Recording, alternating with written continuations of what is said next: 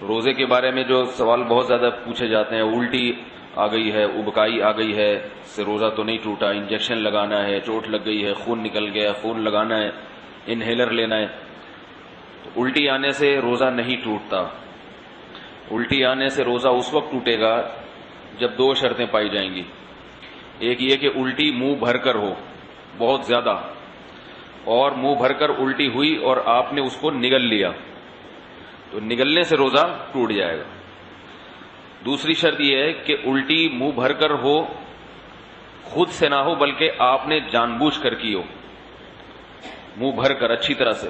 منہ بھرنے کا مطلب یہ ہوتا ہے کہ اتنی زیادہ ہو کہ آپ اگر روکنا چاہیں تو وہ روک نہ سکیں، اس کو منہ بھر کے کہتے ہیں۔ ورنہ اب منہ ہر ایک کا جو ہے کیونکہ وہمی لوگ جو ہے نا، پھر وہ وہمی لوگ جو ہے نا وہ تنگ کرتے ہیں۔ وہمی کہتے ہیں اب مجھے پتہ ہی نہیں چل رہا کہ میرا منہ بھر کے ہوا ہے یا منہ تھوڑا ہوا ہے۔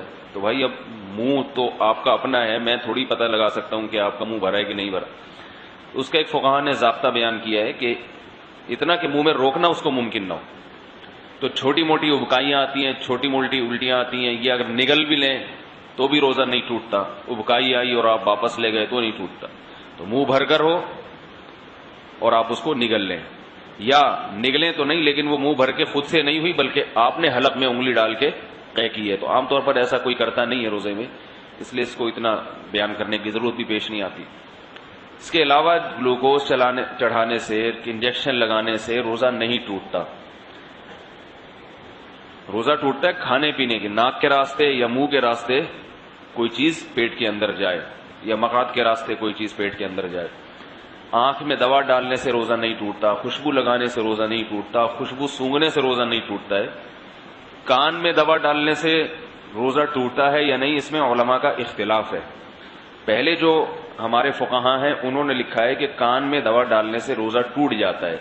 اس کی وجہ یہ ہے کہ ان کا یہ خیال تھا کہ کان جو ہے نا یہ دماغ تک اس کا کوئی لنک ہے، ہم جب کوئی چیز کان میں ڈالتے ہیں تو دماغ میں پہنچتی ہے وہ، لیکن بعد میں جو ڈاکٹروں کی تحقیق ہے وہ یہ ہے کہ کان میں کچھ بھی ڈال دیں وہ دماغ تک نہیں پہنچتی، نہ پیٹ میں جائے گی وہ، نہ دماغ میں جائے گی۔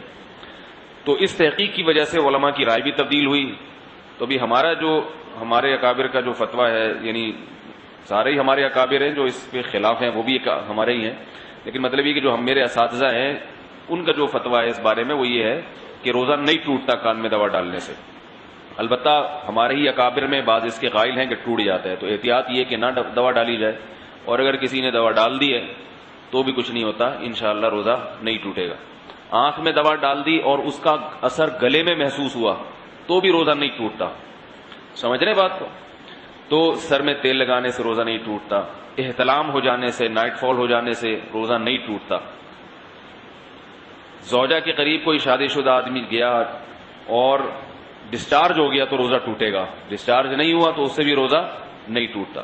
اور یاد رکھیں اگر اس نے ہم بستری کر لی تو پھر جو ہے روزہ بھی ٹوٹے گا اور 60 روزوں کا کفارہ بھی ہے اس کے اوپر۔ زوجہ سے ہم بستری بالکل حلال نہیں ہے روزے کی حالت میں، اور ویسے جان بوجھ کر روزے میں کھا لیا تو بھی روزہ ٹوٹے گا بھی، اور 60 روزوں کا کفارہ بھی ادا کرنا پڑے گا اس کو۔ تو رمضان میں کھانے کی اجازت نہیں ہے روزے کی حالت میں، روزہ ہی کیسا جس میں کھانے کی اجازت ہو، تو سزا بھی ملے گی، صرف روزہ نہیں ٹوٹے گا اس میں۔